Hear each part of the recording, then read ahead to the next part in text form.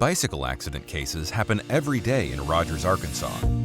You need a personal injuries attorney to fix your problem and should not be alone during this time. People in Rogers, Arkansas do not always take the time that they should to consult with an attorney before proceeding into wanting restitution. Times like these can be frustrating for anyone. That is why we're here, to help you take care of everything that you are unsure of. In Rogers, we pride ourselves on not just being great attorneys, but on providing customer service to everyone that walks through our doors, no matter what the case is. In matters of bicycle accident lawsuits, you should always first figure out what happened, what went wrong, and who is responsible. If you have not done this already, you could wind up being the victim of a lawsuit yourself, so please do not wait.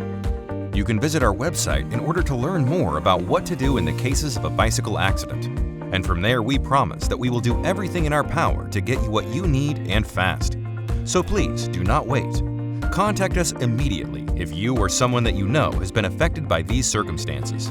You will be glad you did.